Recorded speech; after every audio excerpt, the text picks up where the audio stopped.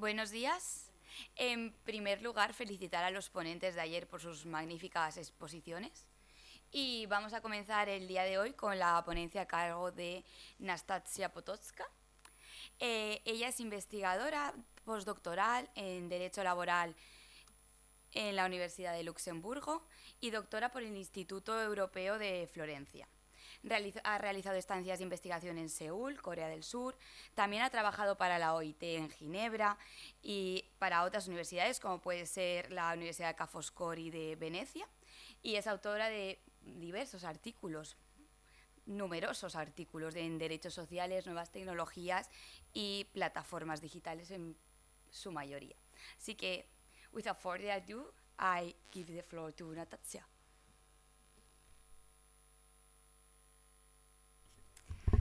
Muchas gracias para la invitación a este congreso. Es de verdad un gran honor y un placer estar aquí y por la introducción. No me siento capaz de hablar en español por toda la ponencia, pero pues desde este momento voy a hablar en inglés y gracias por la comprensión. So the topic of my presentation is that now is extremely broad. Actually, the whole Congress tackles with these topics. And I will focus on the regulatory framework that addresses the algorithmic management at work in Europe.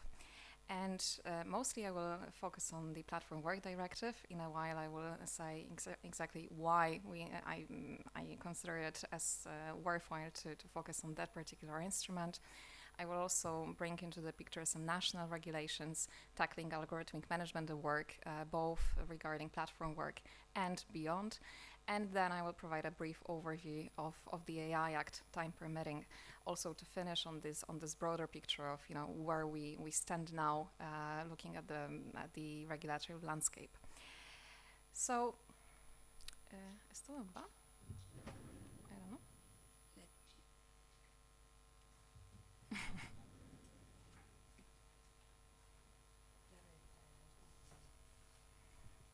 Esto funcionaba hace un rato, pero ahora no va.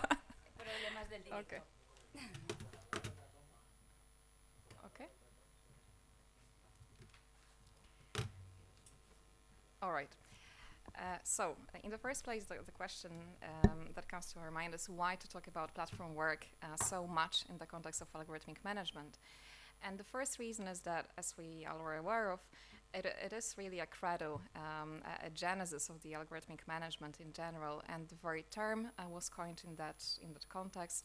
Also, the case law, that the vast litigation on platform work, workers' employment status, was quite pivotal, was quite fundamental for understanding and decomposing the notion of algorithmic management, without really analyzing, the algorithmic control, or considering the evaluation for rating as a form of monitoring.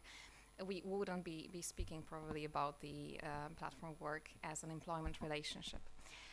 And platforms have algorithmic management as their defining feature. It is a very strong case in point to make that algorithmic monitoring systems are definitely controlling platform workers.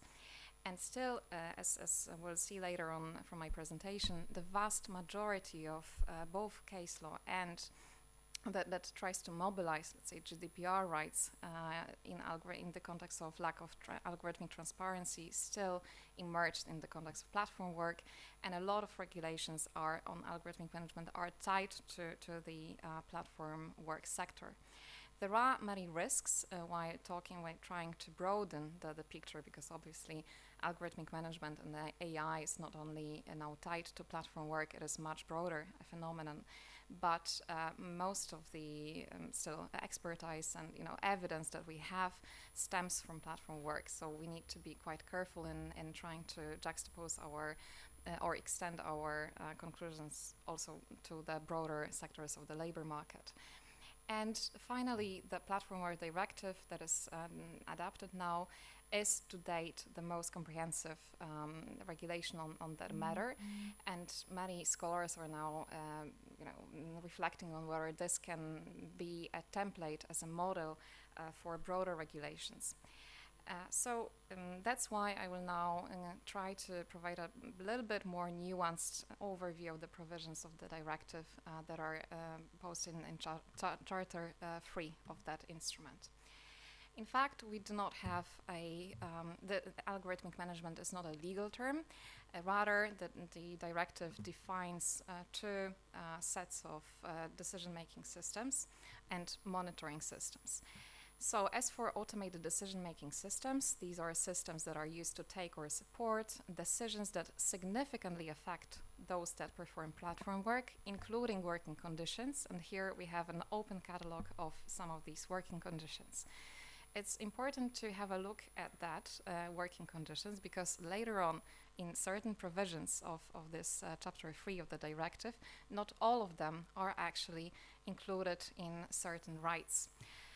So this is the broadest catalog that we get. And then as for automated monitoring systems, it is a more simple definition. So these are systems that are used for or that support monitoring, supervising, or evaluating the work performance of those performing platform work or activities carried out within the work environment through electronic means. This is a very broad and vague, I think, addition to this definition, quite open to the interpretation. Interestingly, this is not, so these two elements are not the only things that are regulated in the chapter. Here, I will illustrate it by looking at the red lines that the directive is drawing. So it extends those red lines that are already at place with the GDPR. We have various limitations, both in terms of the material scope. So, for example, no personal data on emotional or psychological state can be processed. Then in terms of, there is some temporal limitation of data collection, so it cannot be collected while platform workers are working or offering even to work.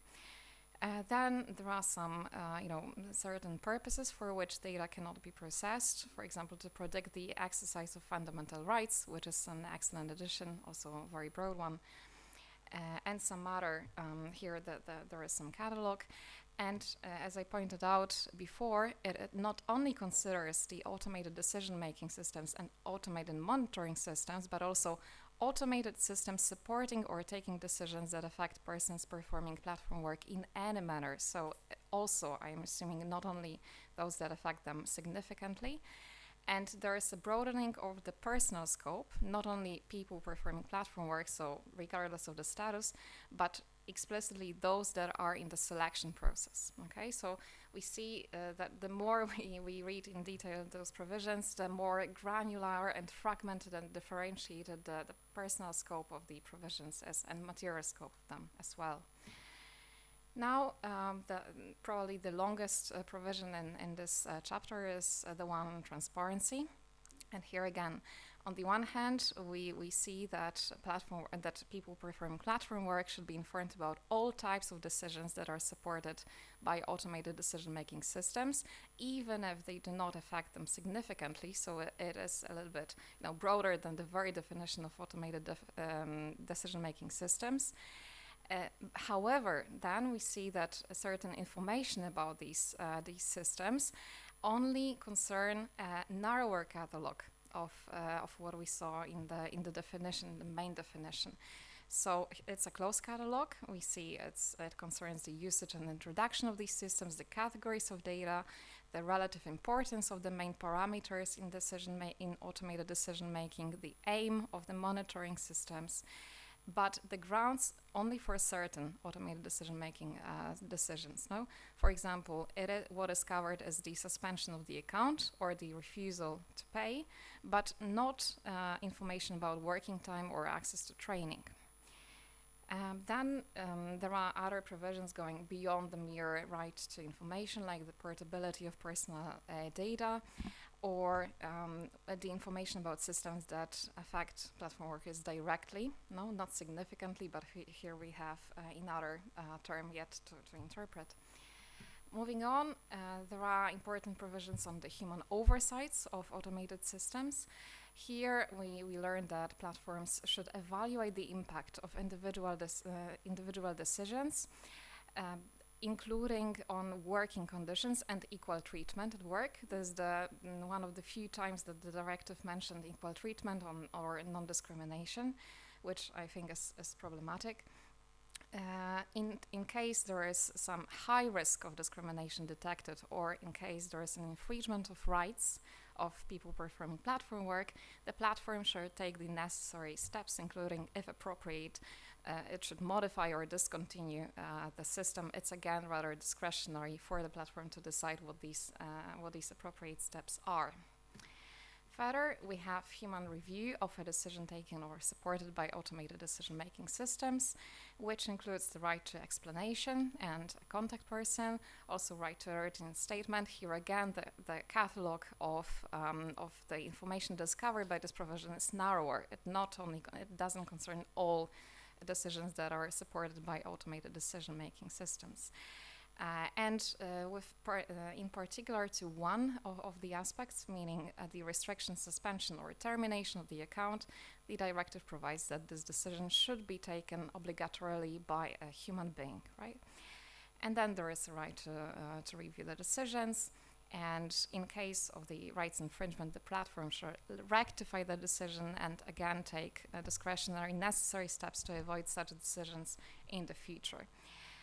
There is an important exception in the personal scope of this provision, which is quite easy to overlook, I think, meaning persons performing platform work are in principle covered by this provision, but not if they are business users under the P2B, platform to business regulation, which can be quite, again, difficult to interpret, and it excludes most of self-employed platform workers.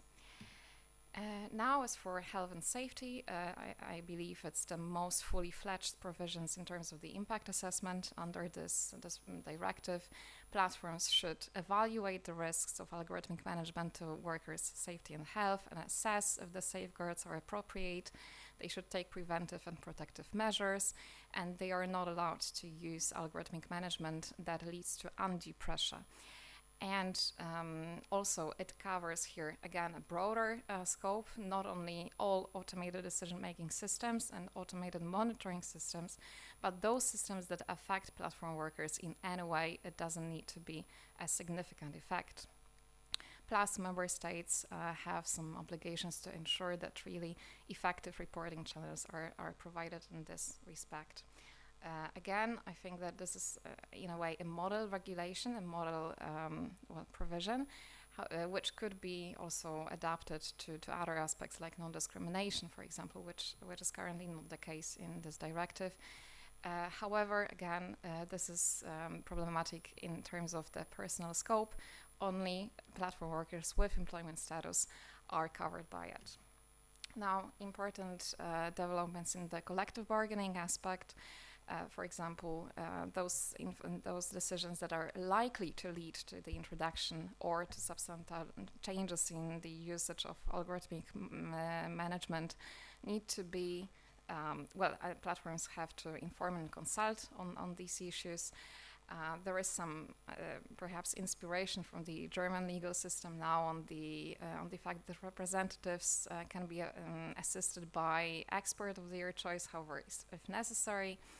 And member states are obliged to promote the role of social partners for collective bargaining and platform work. And now a very brief, evaluation and thoughts on the platform work directive algorithmic management systems. We are quite enthusiastic in academia about this set of rules. It is indeed quite comprehensive, well drafted, and it advances what we had before under other instruments like GDPR. It is also improved as compared to the original proposal. However, I have already pointed out to several exceptions in the otherwise broad scope of the provisions, like the exception of business users, or the fact that OSH provisions are limited only to those with employment status. There are nuances in terms of what the representatives of self-employed platform workers can get, right? That their competences are just restricted to those ambits with regard to protection of personal data strictly. And we saw this fragmentation of rights with regard to various categories of automated decision-making systems. Why, for example, do we restrict it only to a refusal of payment and not to the change of the pay rate, right? Also, if we look at transparency, how it's regulated in other instruments like the Transparent and Predictable Working Conditions Directive or P2B regulation or even the directive on pay transparency, we can see that the notion of transparency, of algorithmic transparency, is rather narrow in the Platform Work Directive. Let's say that in P2B regulation, platforms are obliged to describe any potential differentiated treatment. This is not the case in Platform Work Directive. And also the impact assessment under this instrument of individual decisions on equal treatment, for example, is quite limited. Also, there is no obligation to inform workers about the essential aspects of the employment relationship, right? Only there is some obligation to provide a written statement on the impact of algorithmic decision-making affecting the essential aspect. But this is, I believe, not the same. So platform workers might get access to their to information on the algorithm, but they still lack the complete, comprehensive information on their working conditions, on the terms and conditions of platforms as such, and so on. Now, I believe I have very little time, or I'm actually running out of it. Just to bring into the picture some national regulations on algorithmic management. In many cases, it just reaffirms or clarifies the pre-existing protections, right, that we saw for a few years now. A lot of regulations, both at the statutory level, of regional level, also collective agreements, that were assigning some digital rights to platform workers only. I really enjoyed reading the revised Croatian Labor Act that is now effective of January this year, and it has so this is a general act, but with a very developed now chapter on platform work, which advances even more than the Platform Work Directive, also the algorithmic transparency provisions, we can say. It obliges the platforms and aggregators, meaning and intermediaries using platforms, to inform workers. And so there is a whole set of more or less what corresponds to the directive. But also, for example, there has to be a person has to be appointed to conduct the procedure reviewing decisions made to the automated management systems, and that will supervise workers' health, safety and workload. No, so there's some extra elements there. I will not go into the details, but it's possibly the strongest national regulation on that matter in Europe.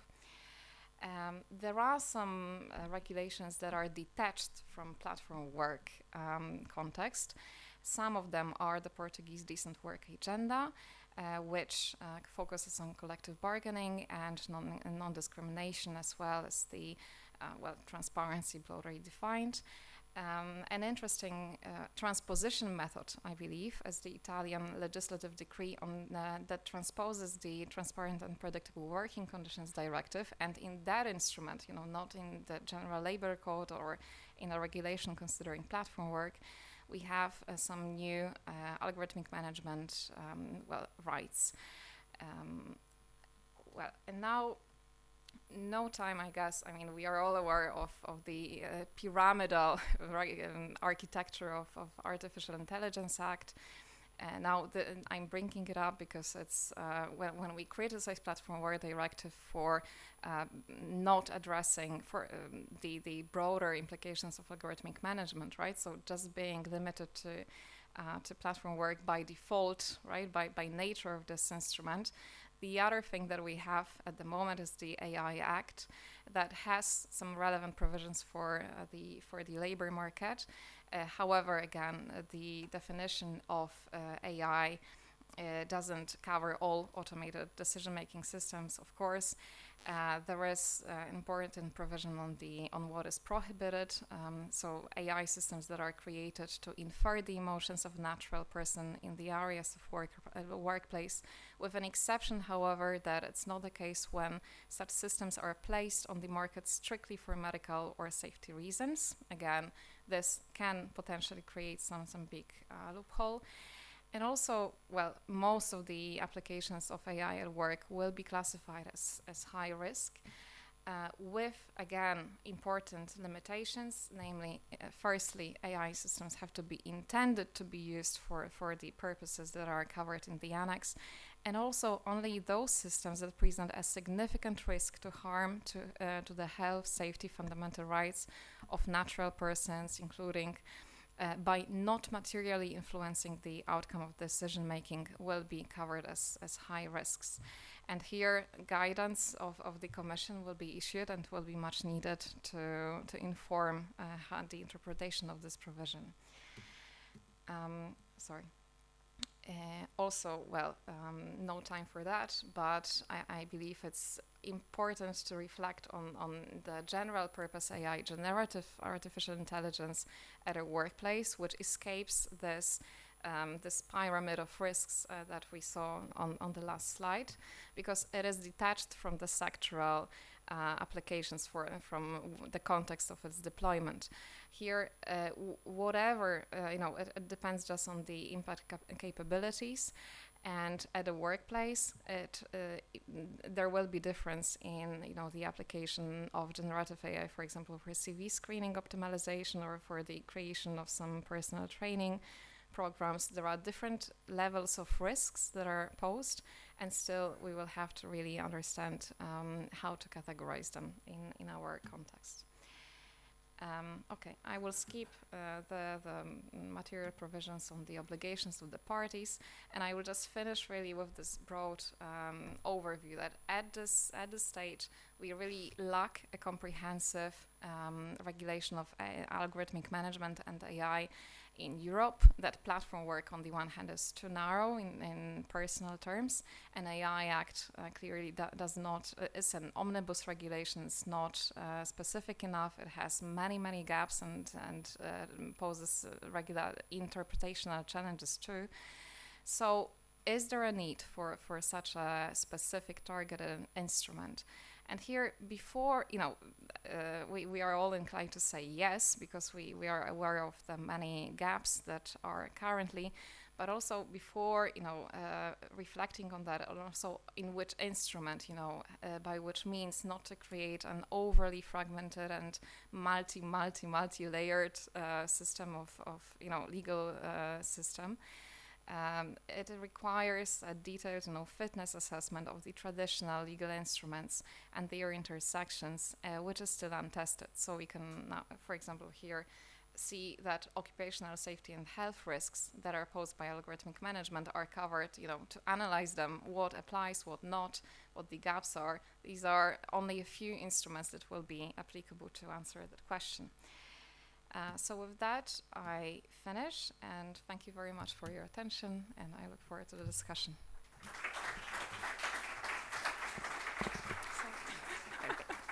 Thank you, Natasha, for the intervention, the brilliant intervention. And now we have a really brief time for any question that you have.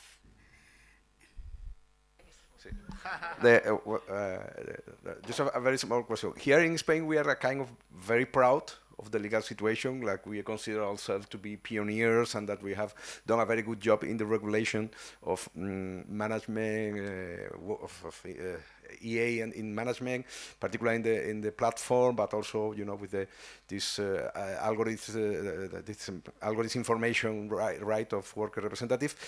And my question is, if I've seen from outside Spain, is that the case? Is that our situation as good as we think it is?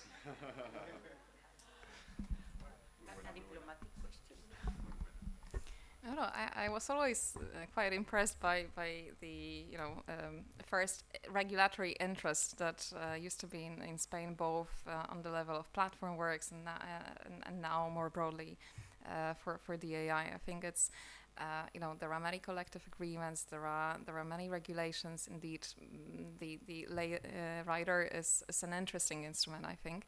So importantly, it does extend the algorithmic protections also beyond platform work. So I think that there are good examples, for here in the regulation. Of course, no country has it all, let's say, but I think it's a very good source of inspirations for other countries too.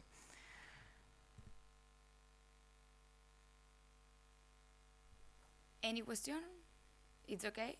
So, thank you again, Natasha, for your intervention, and vamos a dar paso a la siguiente mesa, que en este caso ya va a continuar el congreso en castellano. Hola, muy buenos días a todos.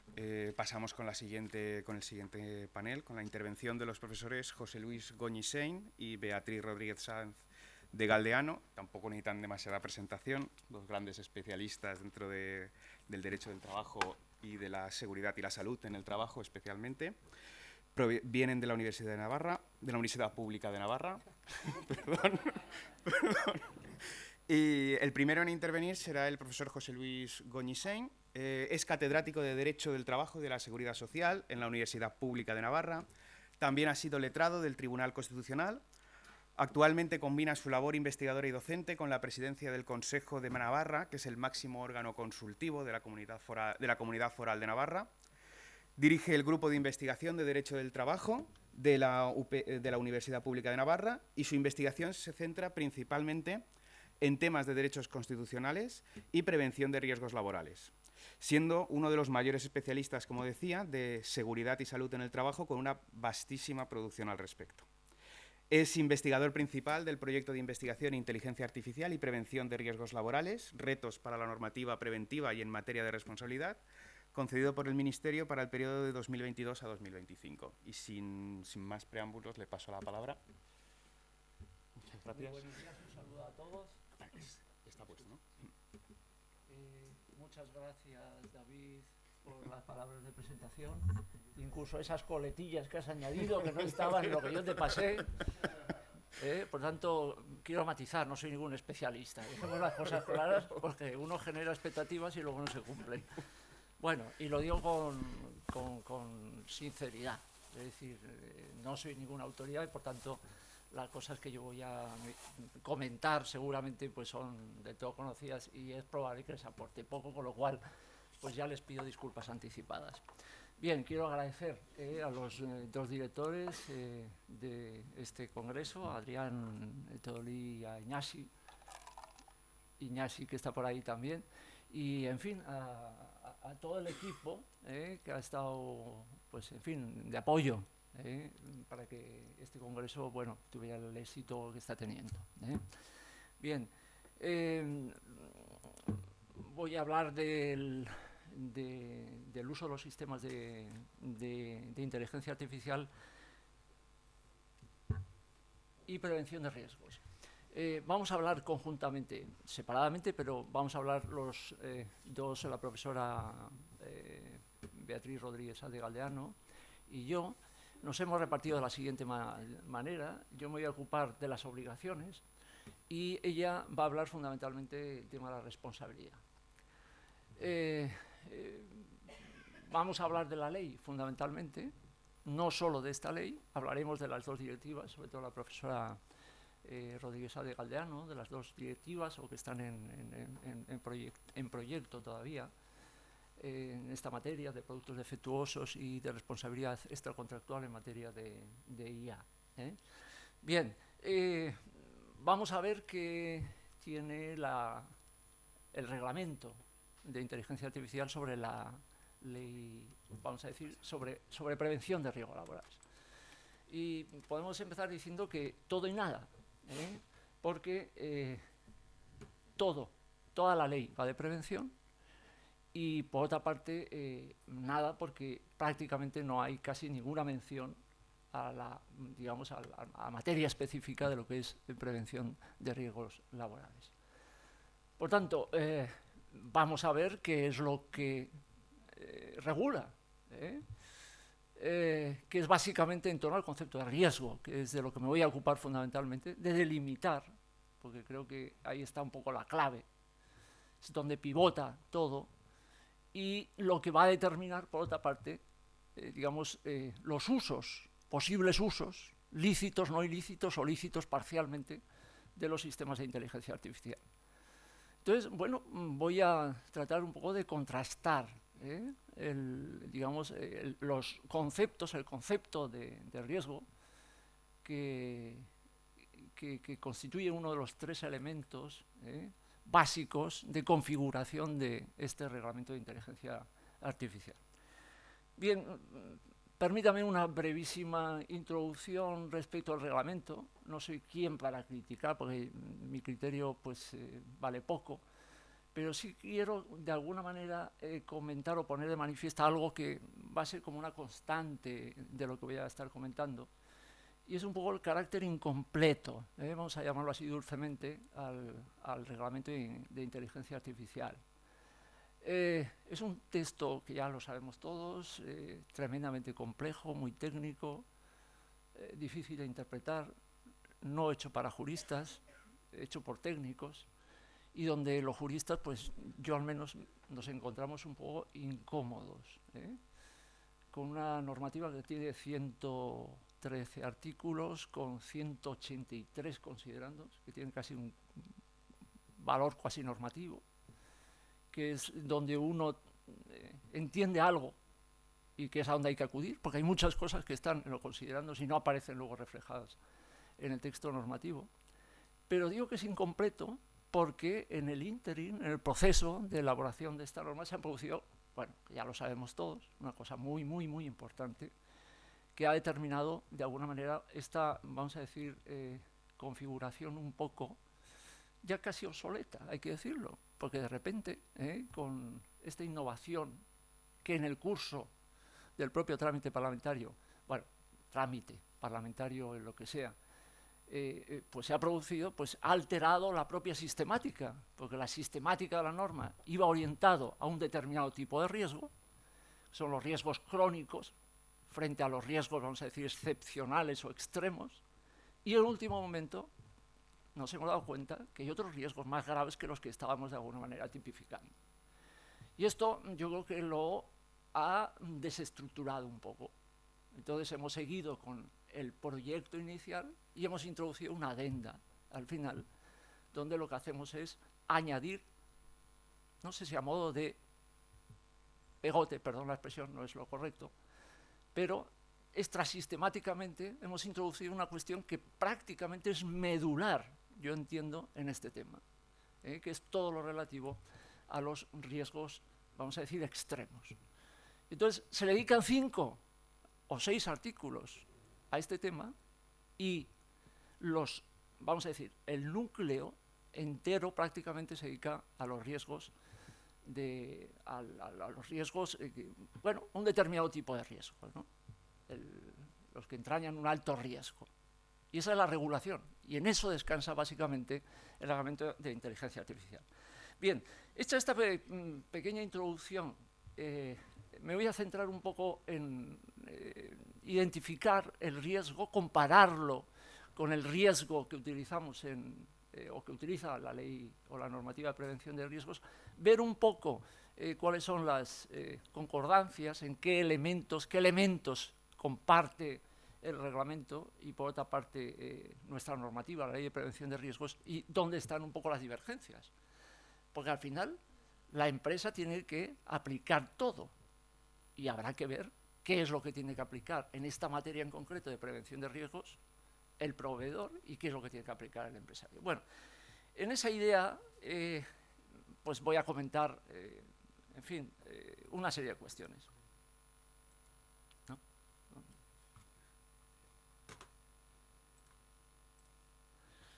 Bien, ayer se estuvo hablando de las, vamos a decir, del potencial que tiene la IA aplicado al ámbito de la prevención de riesgos.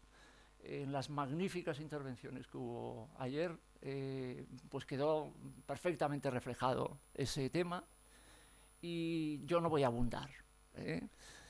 Los beneficios están a la vista. No voy a empezar ahora a describir cuáles son y qué cosas podemos extraer. No me interesa ese tema, me refiero hoy para tratar el tema que verdaderamente quiero abordar, que es el tema de los retos, los riesgos que generan los sistemas de inteligencia artificial. Y obviamente, pues me voy a centrar en ello. Los riesgos que derivan, pues lógicamente, en daños en el mundo laboral, que pueden ser daños para la seguridad, daños para la salud, etcétera, etcétera.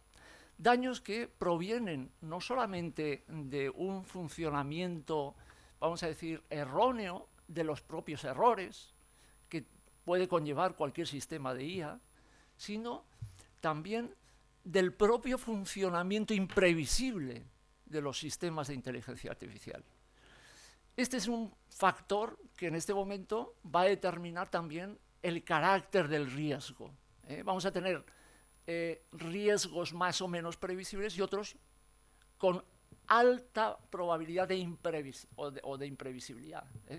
Bien, la determinación del riesgo, como les decía hace un momento, me parece que es una cuestión clave, por lo que les he señalado, porque en función del riesgo, pues vamos a determinar exactamente qué sistemas son lícitos y qué sistemas no son lícitos. Y vamos a ver exactamente el alcance del riesgo aplicado al ámbito de la prevención de riesgos, en primer lugar al ámbito de las relaciones laborales y luego ya más específicamente al ámbito de la seguridad social, de la seguridad y salud laboral. Bien, la cuestión complicada es qué noción de riesgo debemos aplicar. Bueno, pues el proveedor tendrá que aplicar la noción de riesgo del reglamento y al mismo tiempo, como fabricante, tendrá que tener en cuenta también la noción de riesgo que deriva de la normativa interna o, en fin, europea en materia de prevención de riesgos laborales. Bien,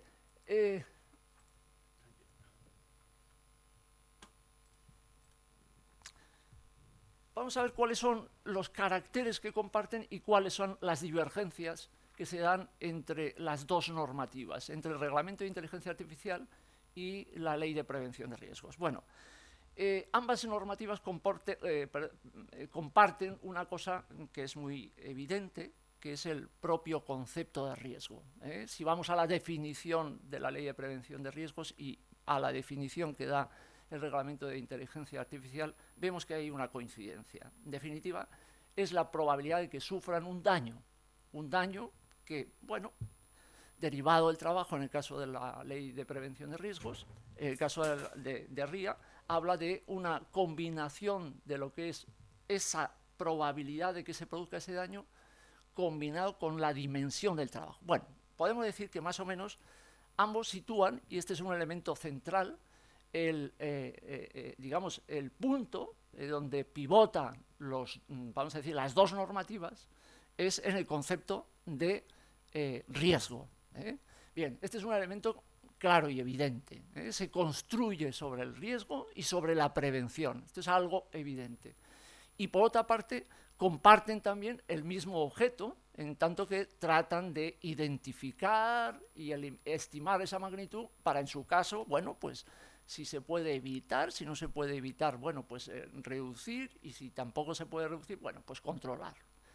Bien, ¿dónde están las divergencias? Bueno, me permito destacar dos grandes divergencias que están, de una parte, en la identificación del riesgo, que sería lo que llamo la categorización del riesgo, es decir, la delimitación de los riesgos. En el reglamento aparecen claramente delimitados dos tipos de riesgo que enseguida pasaré a comentar, que son los que aparecen en la diapositiva, y hay un segundo elemento de divergencia que tiene que ver con la valoración, es decir, con la incorporación de algunos elementos que tienen que ver con, vamos a decir, con elementos de matiz económica que de alguna manera limitan el concepto de riesgo que es aplicable en los supuestos de uso de la inteligencia artificial a efectos del cumplimiento de los requisitos que exige la propia normativa. Bien, como digo, respecto a la identificación del riesgo, yo creo que ahora sí queda claramente delimitadas dos, vamos a decir, áreas de riesgo, los riesgos extremos, estos riesgos que, vamos a decir, son de reducida probabilidad, pero que pueden tener una intensidad y una implicación muy fuertes, que, digamos, serían aplicables a los supuestos de modelos de inteligencia artificial general y que conllevan, esta es su característica más importante, una gran capacidad de producir efectos perjudiciales, es decir, a gran escala, efectos que pueden conllevar efectos sociales muy importantes comparativamente con los otros riesgos, vamos a llamarlo así, crónicos de alguna manera.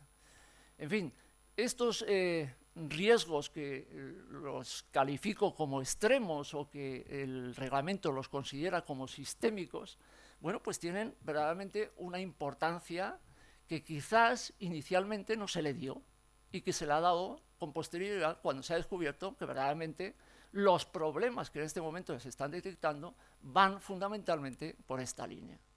Y ahí se apunta en algún considerando 110, exactamente de qué tipo de riesgos estamos hablando. Estamos hablando de riesgos químicos, riesgos biológicos, riesgos radiológicos, nucleares, de esos riesgos que conllevan cibercapacidades y que, repito, pueden tener repercusiones considerables en el mercado.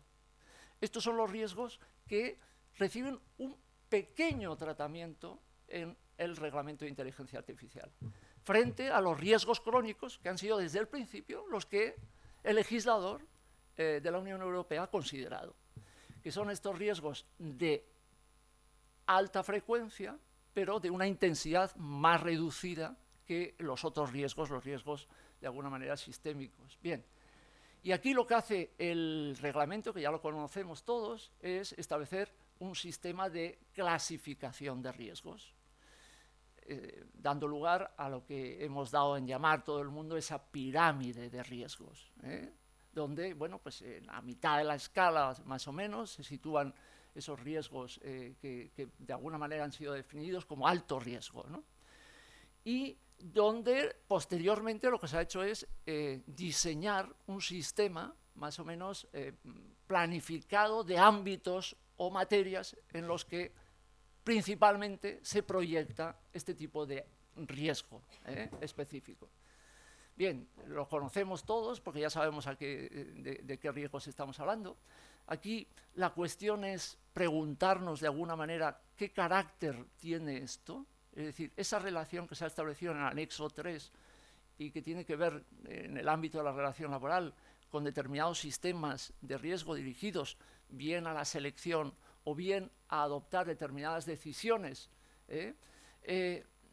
Cabe preguntarse si verdaderamente es una relación meramente indicativa o es una relación cerrada, si los riesgos considerados de alto riesgo son única y exclusivamente los que aparecen ahí. Yo creo que no. Me parece que es una relación más bien aproximativa, orientativa, indicativa, no preceptiva. Es más, incluso la propia normativa, el propio reglamento, luego dicen más o menos, eso no quiere decir que necesariamente sean todos ellos de alto riesgo, con lo cual de alguna manera nos está diciendo, bueno, ahí están, estos son los ámbitos, habrá que tenerlo en cuenta, tienen esa consideración, pero yo entiendo que ahí faltan muchas cosas, o al menos faltan cosas, porque básicamente estamos hablando de sistemas de IA de gestión de recursos humanos, y obviamente no podemos reducir sistemas de IA únicamente a ese ámbito y sector concreto.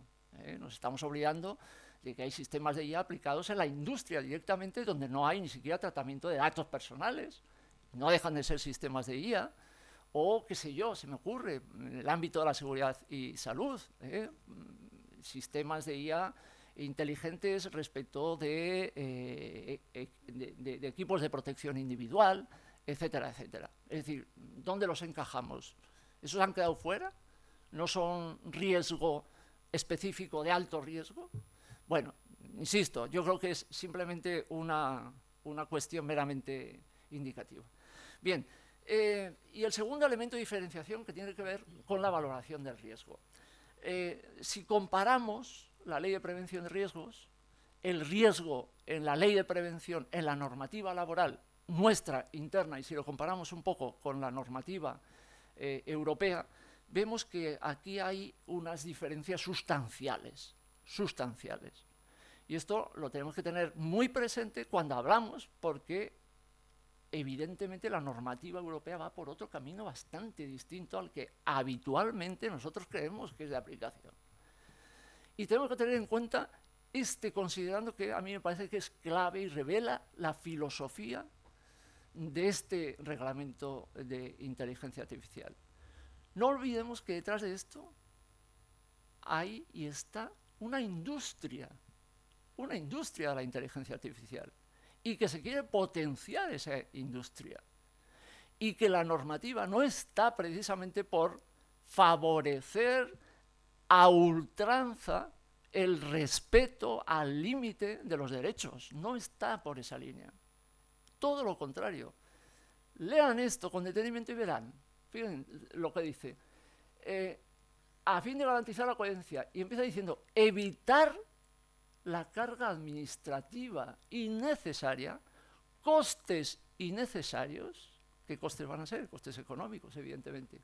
Le está diciendo, proveedores, sean flexibles a la hora de hacer la evaluación y de garantizar los requisitos de la evaluación de conformidad.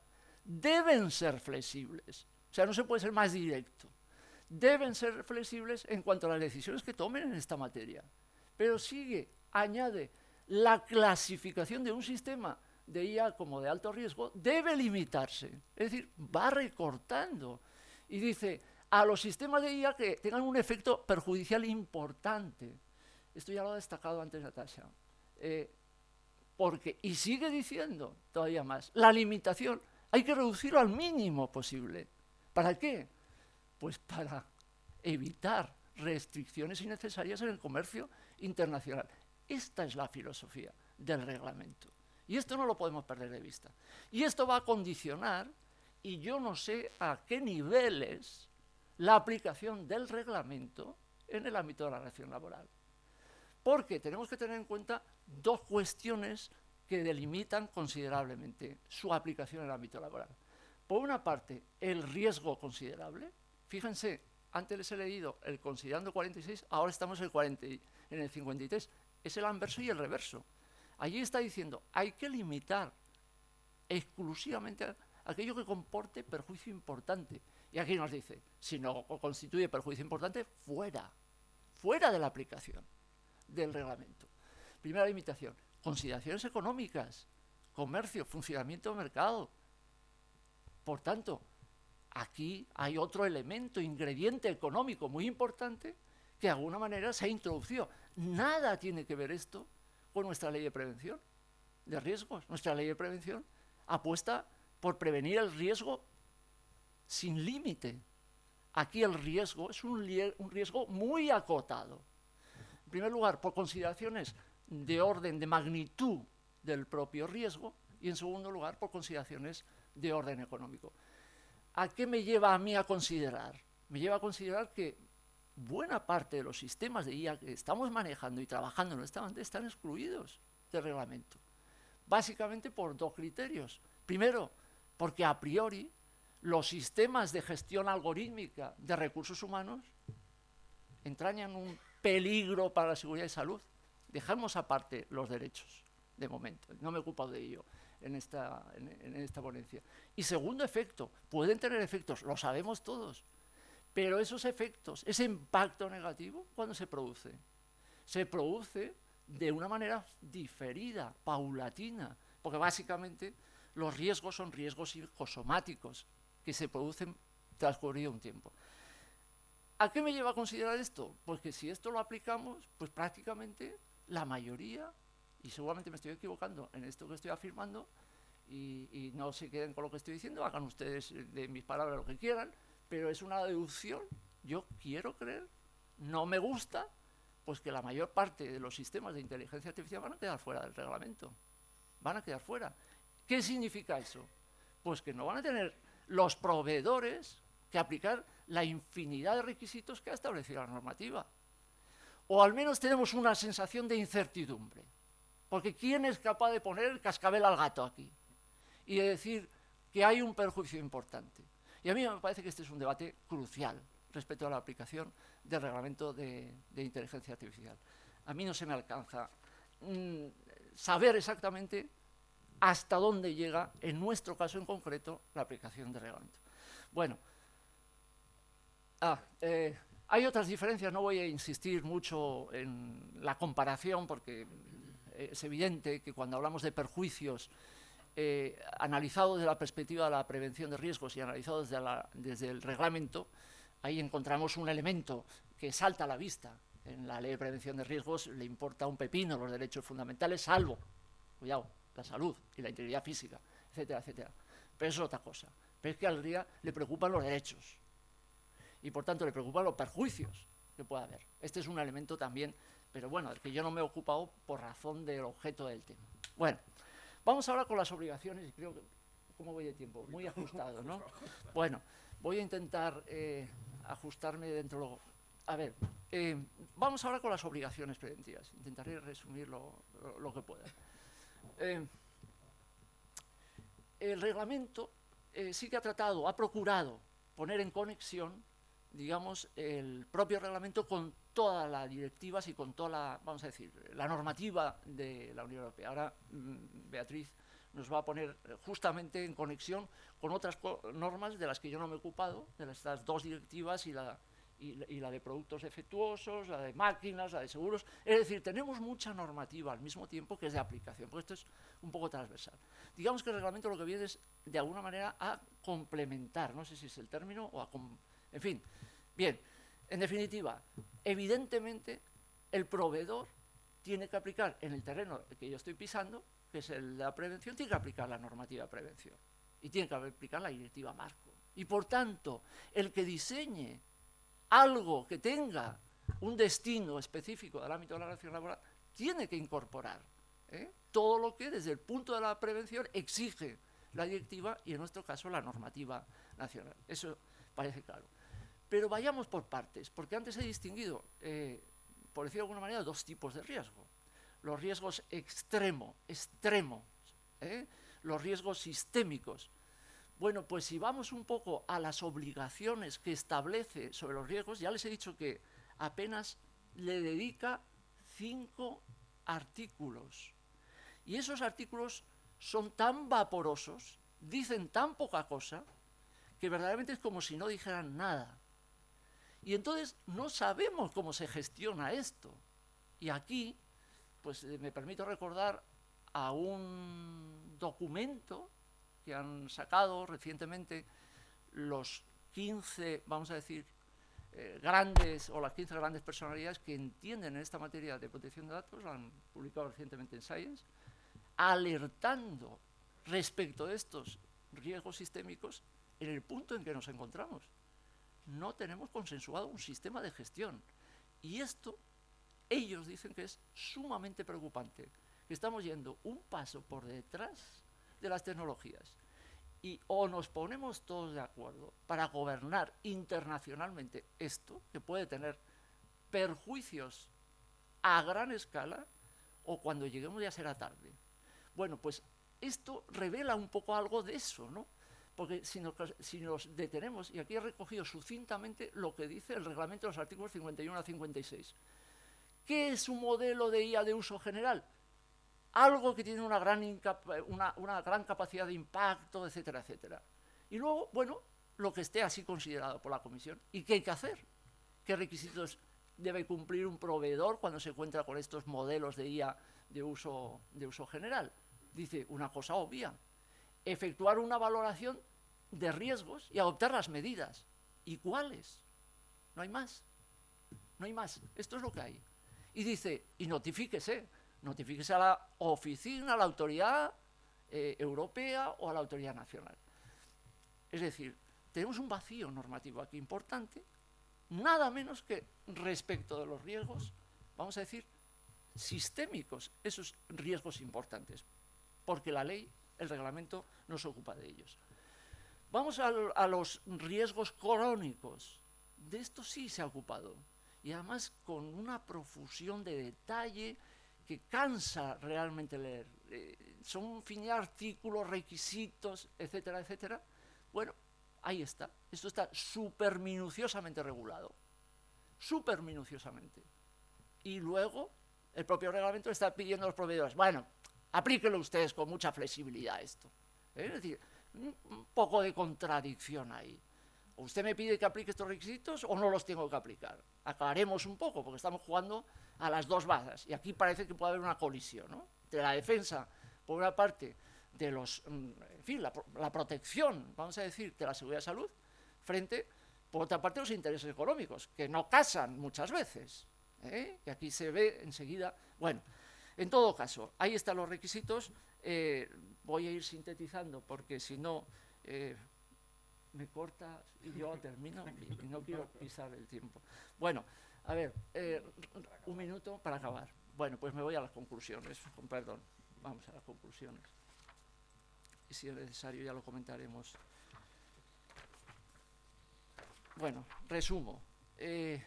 Detecto una laguna importante, como he puesto de manifiesto, en la normativa. Yo creo que es una normativa que habrá de ser revisada, me parece a mí. Cuando hayamos avanzado un poco en la gobernanza, fundamentalmente de los riesgos extremos, que es donde yo creo que está el peligro, esos grandes riesgos que se nos escapan, que se les escapan a los propios científicos. ¿Qué haremos nosotros, que no llegamos a alcanzar ni la enésima parte? Pues ahí andamos verdaderamente perdidos. Bien, y luego, respecto a lo que está regulado, los sistemas de IA de alto riesgo, ahí tenemos un mundo también de indecisión, de indeterminación.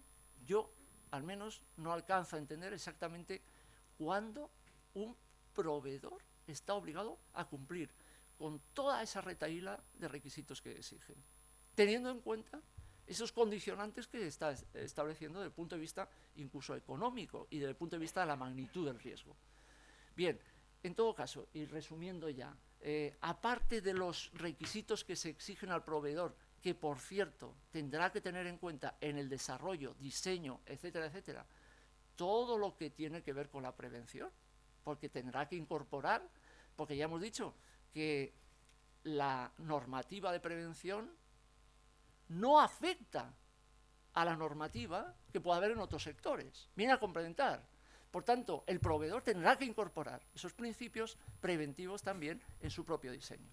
Bien, ello al margen, y descendiendo ya al ámbito de la empresa, y con esto termino, ¿el empresario qué? ¿El empresario se puede desentender? Bueno, pues el empresario tiene aquí un lío monumental, porque primero, no sabe si le puede exigir al proveedor que aplique rigurosamente toda la normativa que se exige para los sistemas de alto riesgo. Entonces, cuando le viene alguna cosa, ¿qué le va a decir? Esto no es sistema de alto riesgo, pero no, porque como no tiene una repercusión importante, queda excluido. Bien, pero eso lo libera a él, le exime de él, evidentemente no. Entonces, ¿qué tiene que hacer el empleador? Pues aplicar la normativa de prevención de riesgos, sin distinciones impropias. Y tiene que aplicarlo a cualquier sistema de prevención. Y tiene que aplicar la normativa de prevención. Y concluyo, con perdón, pidiendo disculpas por haberme excedido.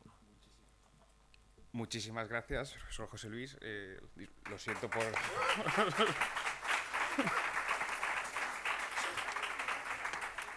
Lo siento por lo ajustado del programa. Y damos paso, en solución de continuidad, a Beatriz Rodríguez Saz de Galdeano. Ella es profesora titular de Derecho del Trabajo de la Seguridad Social en la Universidad Pública de Navarra, y entre sus líneas se encuentra la investigación en la seguridad y la salud en el trabajo, la ordenación de la jornada del trabajo, la igualdad de la mujer o la protección de las personas con discapacidad. Investigadora principal del módulo Jean Monnet sobre las implicaciones jurídico-laborales de la movilidad internacional. Merece destacar entre sus aportaciones monografías sobre adaptación y reubicación de puesto de trabajo, flexibilidad de la jornada de trabajo o responsabilidad de los fabricantes. En la actualidad, su trabajo de investigación se centra en el análisis del impacto de la inteligencia artificial en las relaciones laborales, tema sobre el cual acaba de dirigir una monografía colectiva. Bueno, más. Y pasamos, si quieres, por no ocupar más tiempo, el ratón. Espera, porque tendré que ponerte la... ¿Te quieres poner aquí? ¿Estás bien?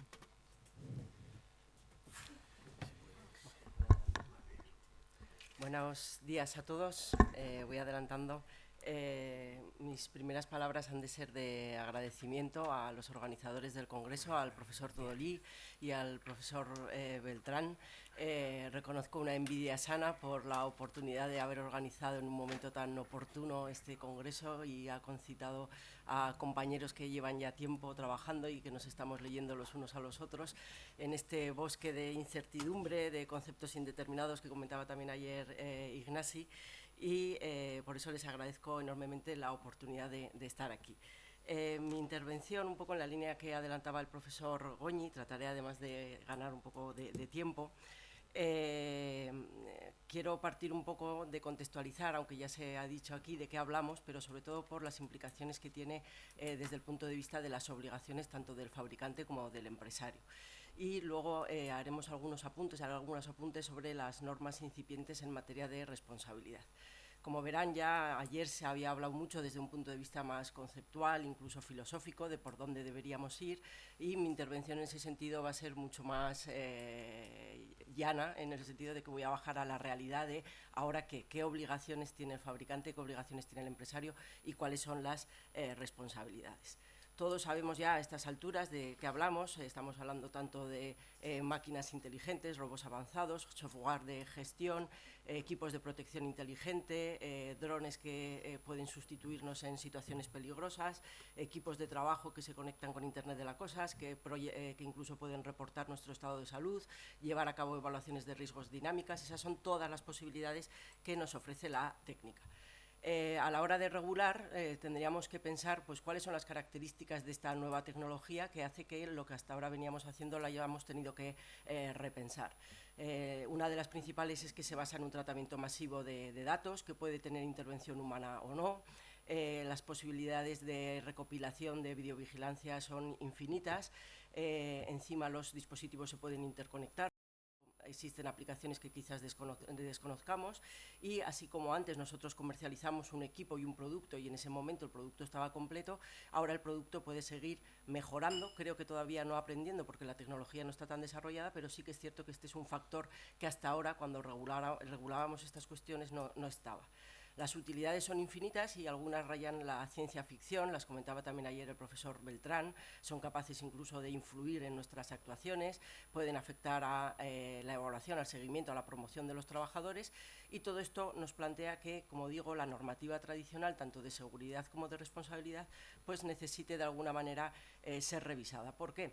Porque ahora ya no tenemos un producto, como comentaba el profesor Goñi, que solamente atenta contra la seguridad y salud. Hay otros derechos fundamentales implicados, podemos tener daños al derecho a la privacidad, a la intimidad, etcétera, y eso hasta ahora no era considerado ni por la normativa de seguridad del producto y en menor medida por la normativa de responsabilidad.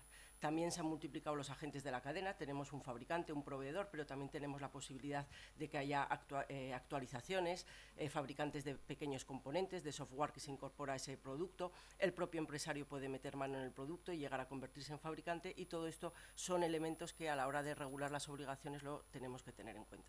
Y por otro lado, como queda de manifiesto, yo creo que podría ser una buena conclusión del Congreso, estamos todos en la incertidumbre, tanto de los conceptos indeterminados de la propia normativa como de la propia tecnología, que no sabemos hasta dónde puede llegar.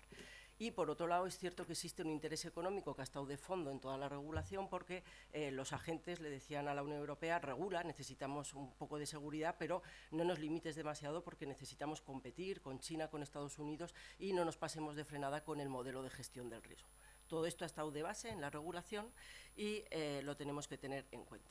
Decía el profesor Goñi que se le complica mucho la situación al empresario y un poco como resumen de todo lo que hemos dicho hasta hoy, hasta hoy, el empresario que compra un equipo, un software que incorpora inteligencia artificial, tiene que tener en cuenta la normativa de seguridad del reglamento de inteligencia artificial y la de seguridad del producto, a la que ahora me referiré, y luego, por supuesto, tenemos que tener en cuenta todas esas claves en lo que tiene que ver, bueno, yo ya lo he comprado, pero puedo usarlo para controlarle al trabajador, lo comentaba ayer la profesora Muñoz, registro de jornada, control biométrico, puedo utilizarlo para hacer una selección, para adoptar medidas de retribución especiales, para promocionar, puedo tenerlo en cuenta desde el punto de vista de seguridad y salud, para saber si tengo un trabajador especialmente sensible que a futuro puede desarrollar X cuestiones. Eso ya nos entra en el mundo de los derechos fundamentales, privacidad, etcétera, y ahí tenemos poquitas herramientas jurídicas. Tenemos básicamente nuestro principio de proporcionalidad, que ya nos da para todo, el reglamento de protección de datos y poco más. Y luego hay otro descenso último en el que no me voy a centrar, que es todo esto también lo tenemos que llevar a la normativa legal ordinaria. ¿A qué me refiero? Por ejemplo, nosotros hace poquito se nos planteaba por allí por una empresa en Navarra, ¿puedo utilizar un dron para sustituir al recurso preventivo en la obra? Pues bueno, nuestra ley de prevención es del año 95 y habla de persona física en el lugar de trabajo. Es una ley completamente analógica y probablemente tengamos que revisar si tecnológicamente todo lo que se puede nos lleva a que cumplamos o no esa normativa. ¿De dónde venimos y a dónde vamos? Tenemos este modelo de seguridad, en nuestro caso, y es un poco lo que quería también resaltar el profesor Goñi. Nosotros tenemos un artículo que es el artículo 41 de la Ley de Prevención de Riesgos Laborales. A mí me tuvo ocupada casi 5 años ese artículo, y ese artículo contempla que el fabricante tiene todas esas obligaciones, elaborar productos seguros, etcétera, y el empresario tiene la obligación de adquirir productos seguros, informar, mantenerlos, instalarlos adecuadamente. Ahora, a esto tendremos que añadir las obligaciones específicas de ese fabricante de sistemas de inteligencia artificial. Y no solamente eso, sino que, como también ha quedado dicho, el propio empresario también tiene sus propias obligaciones derivadas del reglamento de inteligencia artificial. Pero la gran pregunta es, y es a lo que llevamos ya mucho tiempo dándole vueltas, es ¿cuándo un producto es seguro? Esta respuesta era relativamente fácil hasta hace poco. Y nosotros lo que teníamos, y aquí quiero contextualizar un poco, era lo siguiente. La Unión Europea estaba muy preocupada por garantizar la libre circulación de productos. Por lo tanto, teníamos un objetivo que era, vamos a garantizar un nivel de seguridad suficiente para que Alemania no se enfade con Francia porque las máquinas de cortar madera no reúnen los requisitos. ¿Qué pasa? Que nosotros no podemos hacer una norma que diga la máquina de cortar madera tiene que tener 1 metro de largo porque eso se desactualiza al minuto siguiente. ¿Qué se hizo? Dejamos a los organismos de normalización, que son los propios fabricantes, que hagan las normas técnicas de seguridad. Y dice, bueno, una escalera tiene que tener estas dimensiones, tiene que soportar este peso. Si tú, fabricante, cumples con esas normas, que no son obligatorias, son normas hechas por los fabricantes, evalúas que eso ha sido así y me pones una cosa que estamos muy acostumbrados todos a ver en el secador de pelo, etcétera, el marcado CE, ese producto es seguro para circular en la Unión Europea. El sistema era bastante sencillo, iba a la yugular del derecho en el sentido de que reconocíamos nuestra incapacidad para regular y lo dejábamos en manos de los técnicos, que son los que hacen las normas técnicas. Con todo, el sistema ha funcionado. Llevamos muchos años, el nivel de seguridad de los productos en Europa es más que razonable y el sistema ha funcionado así perfectamente. Llega la inteligencia artificial y dice Europa, ¿qué hacemos? Bueno, tengo que regular sin pasarme. Voy a un modelo de riesgos discutible porque al final hemos tenido un modelo que es esto es alto riesgo y para esto que es alto riesgo, que encima no tenemos del todo claro, voy a imponer una serie de obligaciones de gestión del riesgo. Hágame usted una evaluación, una gestión, una documentación técnica, etcétera. Y sigue diciendo la norma. Ahora bien, si el fabricante cumple con unas normas técnicas, presumiremos que ese sistema de alto riesgo que tiene que hacer toda esa evaluación, gestión, etcétera, es un sistema seguro que se puede comercializar en la Unión Europea. Todo esto resumiendo las 100 y pico páginas del reglamento. ¿Qué pasa? ¿Alguien conoce alguna norma técnica de inteligencia artificial? Me refiero, el modelo ha funcionado muy bien cuando estábamos hablando de máquinas, de cascos, de botas de seguridad, etcétera. Pero en materia de inteligencia artificial ni la propia técnica ha llegado a un consenso de este software tiene que reunir X requisitos sobre entrada de datos, diversidad, etcétera, y con eso cumple los requisitos de seguridad generales que quiere el reglamento de inteligencia artificial. Hay ahora una norma, un real decreto, del 8 de noviembre del año pasado, que va a crear una especie de banco de pruebas para los proveedores que quieran participar para llevar allí su software bajo la tutela de la administración pública y hacer las pruebas oportunas. Pero la realidad es la que les cuento. ¿Con esto qué nos puede ocurrir? Pues puede ocurrir, primero, que no todos los sistemas de inteligencia artificial tengan que cumplir las normas técnicas, porque hay algunos que no son de alto riesgo y puede valer con que cumplan códigos voluntarios y se pueden comercializar normalmente en el mercado. Y lo que siempre ha ocurrido, podíamos tener un sistema de inteligencia artificial que, aun cumpliendo las normas técnicas, no sea seguro. Pasaba con las máquinas. ¿Por qué? Pues porque nos han mentido. porque han dicho que cumplían, pero luego no cumplían, o porque las normas técnicas no son lo suficientemente representativas, se les ha escapado algo, ¿de acuerdo? Entonces, o porque el organismo que tenía que verificar, auditar que eso era así, también nos ha mentido, y eso ocurría ya antes con máquinas, prensas, etcétera. Y también, por supuesto, por un uso incorrecto del empresario. Ahora bien, aquí sí que es cierto que hay una novedad importante, y me voy a referir, ya sé que iré ya justa, pero voy a tratar de... Voy bien, vale. Hasta ahora había una especie de divorcio entre todo esto que les acabo de contar, la seguridad del producto, el marcado y la responsabilidad. De tal manera que si usted compraba un producto y tenía todas las bendiciones y eso causaba un daño, a mí me daba igual. Desde luego el empresario respondía y, por supuesto, el fabricante, con la normativa incluso de responsabilidad civil, también respondía, ¿no? Con matices, pero bueno, ahora la normativa de responsabilidad que se está proyectando por primera vez conecta con la normativa de seguridad y en concreto con el reglamento de inteligencia artificial. Y ya nos habla de que tanto en el concepto de defecto como en el concepto de diligencia debida se tiene en cuenta si tu fabricante, oye, que yo he cumplido el capítulo que me tocaba, he hecho la evaluación, he hecho la gestión de riesgos, tengo la documentación técnica. Y eso es tenido en cuenta para exonerarle de responsabilidad. Esto no ocurría hasta hace poco, ahora me voy a referir a ello. Con todo, lo que tendríamos, el esquema tradicional era que si un fabricante incumple en el mundo ideal de IUPI, esto serían todas las responsabilidades. ¿Qué ocurría en la práctica?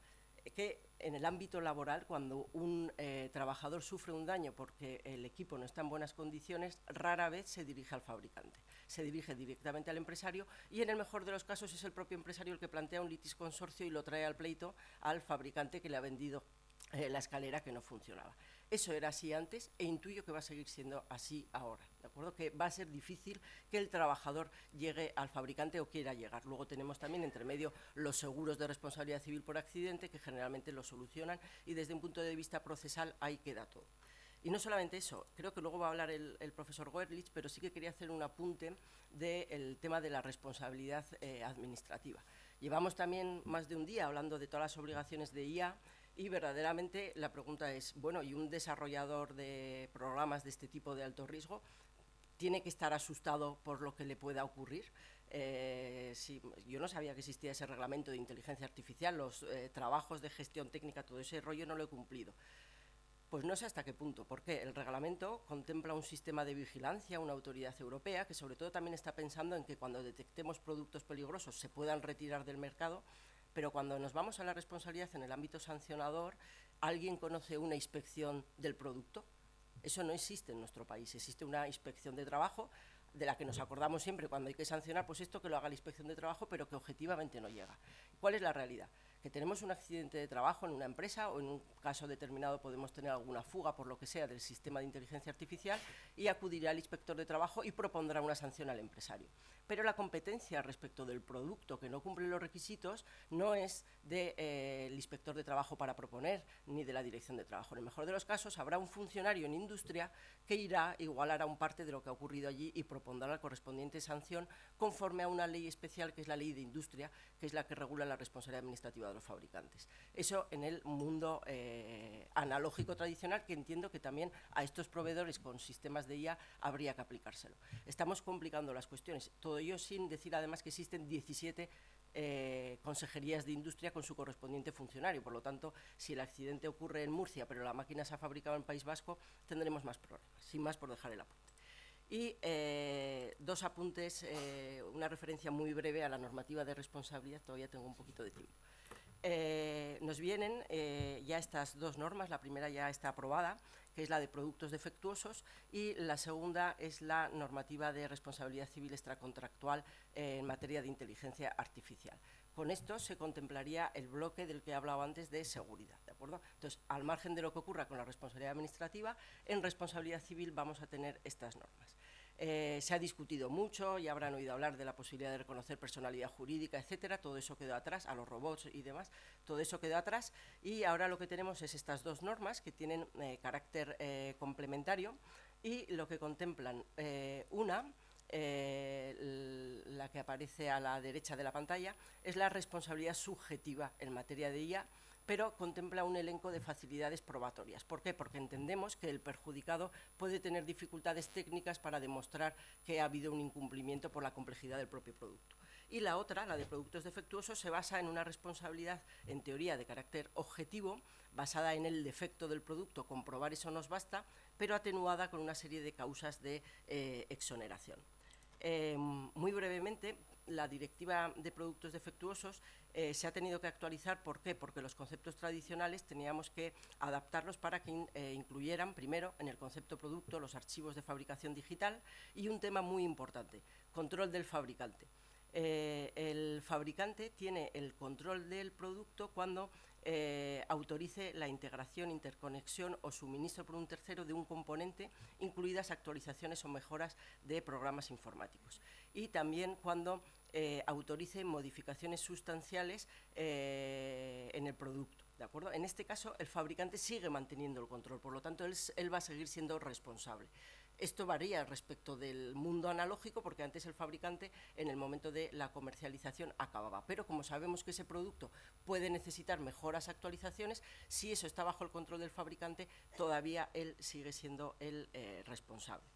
Y un tema importante para el empresario, que le puede complicar la vida, es que si el empresario es quien introduce una modificación sustancial en ese producto, imaginemos que trastea en el algoritmo, en la inteligencia artificial y lo modifica, sin que eso haya sido recomendado, avalado, autorizado por el fabricante, él se convierte en fabricante, ¿de acuerdo? Ese empresario usuario va a ser fabricante.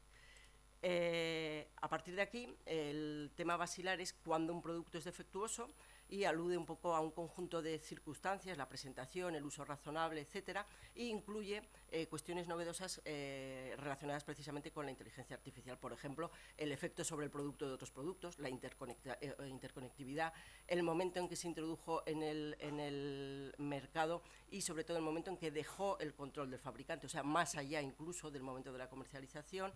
Y un tema, desde mi punto de vista, importante, las necesidades específicas de los usuarios finales. Tengamos en cuenta que en nuestro caso son usuarios profesionales, lo cual eso puede introducir un componente en el diseño del producto que ha de ser tenido en cuenta. A partir de aquí tiene un régimen de presunciones de tanto el carácter defectuoso como el nexo causal, como el nexo causal o defecto a instancias del órgano jurisdiccional. Y aquí entramos un poco en la orgía que comentaba ayer Ignasi de conceptos indeterminados, de cómo se aplica esto. Bueno, pues presumiremos el carácter defectuoso cuando el fabricante le hayamos pedido que nos aporte pruebas de que ha cumplido todo y no lo haya hecho, cuando no cumpla los requisitos el producto o cuando haya un mal funcionamiento evidente. Todo esto a instancias de los órganos judiciales. De la misma manera también podemos presumir el nexo causal con unos conceptos también igualmente un tanto indeterminados y se me ha quedado aquí colgado. Y también en el peor de los casos podemos presumir todo si a la luz un poco de todas las circunstancias vemos que es factible que haya un defecto y un nexo causal. Sé que estoy corriendo, pero bueno, es un poco la lógica. ¿Sí? En cuanto a las causas de exención, por lo tanto, tenemos en teoría probado el defecto del producto. Tradicionalmente se cuestionaba si la directiva era verdaderamente objetiva, porque ya probar el defecto exigía una prueba muy exigente para el pobre usuario. Como digo, ahora con estas presunciones se ha tratado de facilitar, y luego tenemos, no obstante, una serie de causas de exoneración. Primero, que el producto no se ha introducido en el mercado, que el distribuidor no lo ha comercializado, y me centro en la C, el defecto no existía cuando lo introdujimos en el mercado, salvo que se deba a alguna de estas causas que están bajo el control del fabricante, como son un servicio conexo, programas informáticos, actualizaciones, falta de actualizaciones o mejoras. Es decir, que el fabricante, como vemos, no se exonera en el momento de la comercialización si está bajo su control todo ese proceso de actualización mejora. Hay una exoneración importante, que es la conocida como riesgos del desarrollo, que después de mucho debate se ha mantenido. Y dice, en el caso de un fabricante, que el estado objetivo de los conocimientos no permita descubrir el carácter defectuoso. Aquí esta causa se ha mantenido finalmente, y en un momento de incertidumbre técnica pues puede ser una vía de escape importante que tengamos que tener en cuenta. ¿Qué dice la otra norma? La de responsabilidad civil. Esta se ha creado específica, la de productos defectuosos ha sido una revisión. La de responsabilidad civil por daños derivados de la inteligencia artificial. Contiene una serie de definiciones, y esta norma ha tratado de ser coherente con el reglamento de inteligencia artificial, con el que tiene que ver con la seguridad. Es cierto que se ha quedado desfasada porque ha corrido más una que otra, pero más o menos tratan de coordinarse. Y esta norma, en teoría, se basa en un sistema de responsabilidad subjetivo. Y lo que entendemos es que se tiene que probar que ha habido un incumplimiento del deber de diligencia. Y, no obstante, se facilita de alguna manera también esta prueba. Si el demandado no exhibe una serie de pruebas cuando es razonable que las exhiba, se puede presumir que ese demandado, ese fabricante proveedor, ha incumplido su deber de diligencia. Pero la presunción en sistemas de inteligencia artificial que no son de alto riesgo solo se aplica cuando el órgano judicial considere muy difícil para el demandante probar el nexo causal, y en el sistema de alto riesgo la presunción no se aplica cuando el demandado demuestre que el demandante puede acceder razonablemente a las pruebas. ¿Qué quiere decir esto? Me llega la demanda y para mí, pobre usuario, es muy difícil demostrar que ese sistema de inteligencia artificial no cumple, que el proveedor no ha observado su deber de diligencia. Bueno, pues presumimos que el fabricante ha sido negligente, pero ojo, siempre que de verdad sea muy difícil probar cuando son sistemas de no alto riesgo, que son defectuosos, que no se ha cumplido, y cuando son sistemas de alto riesgo, también el fabricante puede decir, oye, que el sistema ya tiene toda la documentación, por lo tanto no me vuelvas loco presumiendo ni pidiéndome pruebas, que el demandado ya lo tiene ahí cuando compró el producto, ¿de acuerdo? Esa es un poco la filosofía. Y luego también se contempla una presunción, la posibilidad de presumir la causalidad entre los daños y esa culpa del perjudicado. Para eso hace falta que hayamos probado el incumplimiento del deber de diligencia, que sea, otra vez más, razonablemente probable que la culpa ha influido en los daños y que la información de salida producida por el sistema no respondía a lo que tenía que ser. Y en la prueba de este incumplimiento del deber de diligencia conectamos, y es aquí donde pongo las reglas especiales que aparecen en la diapositiva que voy a poner ahora, con el reglamento. Y nos dice, en los sistemas de inteligencia artificial de alto riesgo, ese deber de diligencia se puede derivar y, como veis, lo que hace es simplemente remitirse a las obligaciones que el reglamento contempla en materia de inteligencia artificial. Por lo tanto, si usted ha incumplido el reglamento, ha incumplido su deber de diligencia. Por primera vez tenemos esa conexión en materia de responsabilidad civil entre la normativa de seguridad y la de responsabilidad. Todo esto sería respecto del fabricante, pero vuelvo un poquito a la realidad y con esto termino. La realidad será la siguiente: yo, trabajador, he sufrido un daño y voy a mi abogado laboralista que dirá, déjate de fabricantes y de inteligencia artificial, vamos a poner la demanda contra el empresario. El empresario tendrá sus obligaciones como empresario, ese deber casi de garantizar la máxima seguridad posible en el entorno de trabajo, y en el mejor de los casos el empresario dirá, bueno, vamos a llamar también al que me vendió este sistema, como al que me vendió la escalera, pero también suele haber por ahí un seguro de responsabilidad civil que, si nos lo soluciona facilito y todos estamos contentos, pues acabamos ahí. En todo caso, sería posible traer al pleito social al proveedor del sistema de inteligencia artificial. La ley de la jurisdicción social contempla esa posibilidad, y no solamente eso, nuestra legislación específica, que no se ve desplazada por todo esto, contempla la inversión de la carga de la prueba en los supuestos de accidente de trabajo. Por lo tanto, gran parte de estos trabajos que se ha traído el legislador europeo, pues nosotros seguimos con nuestra ley de la jurisdicción social y en alguna medida la solucionará. Disculpar el acelerón y queda a su disposición.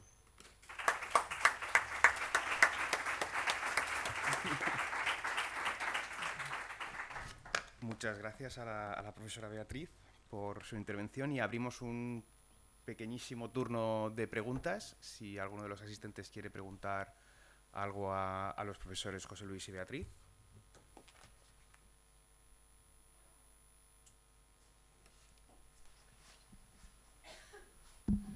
Más que una pregunta, lo que quiero decir es que estoy abrumado. La primera sesión en inglés me ha dejado cao y pensaba que me iba a recuperar, pero me ha sido imposible. Simplemente es un comentario, ¿no?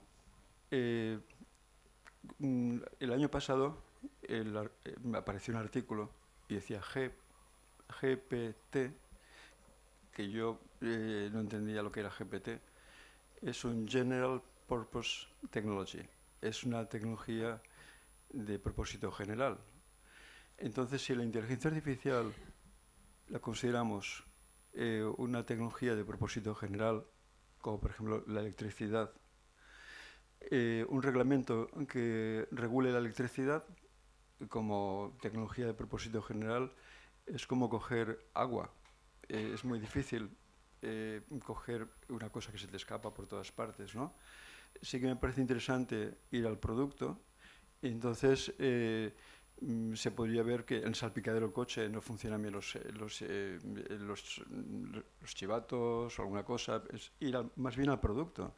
Es muy, muy complicado regular la inteligencia artificial en sentido abstracto si no vas directamente a la cosa concreta que está utilizando esa IA. Y como hay muchas clases de inteligencia artificial, como puede ser el machine learning, aprendizaje automático o muchas cosas. Es decir, si no vas directamente al tema concreto, es imposible, creo yo. Digamos, decían, atame esa mosca por la pata, ¿no? Es decir, lo veo muy complicado. Bueno, perdón por la... Si os parece, hacemos las preguntas y después un turno de respuestas. ¿Hay alguna pregunta más? Perfecto, pues doy la palabra a los profesores. Siento haberos dejado cao después de la ponencia en inglés. Sí, bueno, de hecho eso también está contemplado. Lo que pasa es que la inteligencia artificial tiene un carácter transversal, en el sentido de, como dice, puede ser simplemente un software con millones de propósitos o puede ser algo que esté incorporado a algo más tangible. Sí que se ha previsto, no me ha dado tiempo de comentarlo, pero por ejemplo en la normativa de máquinas se ha revisado, y si la máquina incorpora una normativa, un software, perdón, de inteligencia artificial, tiene que cumplir los requisitos de seguridad del reglamento de máquinas y teniendo además más inteligencia artificial. Pero ya nos vamos al reglamento de máquinas, que lo que ha hecho ha sido, me cojo lo que toca de inteligencia artificial. Si se acaba desarrollando algo en temas de equipos de protección individual, etcétera, ocurrirá posiblemente lo mismo, que sectorialmente, pero también hacía falta una norma horizontal para todo aquello que queda fuera de lo que es algo concreto. Y es un poco lo que se ha tratado de hacer. Hemos sido muy críticos también con la Unión Europea, pero es cierto que por un lado tenía que empezar y ha dicho, bueno, pues voy a tratar de clasificar. Esto de momento parece alto riesgo, ya lo revisaremos de aquí a unos años, pero bueno. Vale, pues muchas gracias a todos. Vamos a hacer una pequeña pausa hasta las 11:30, que continuaremos con la sesión.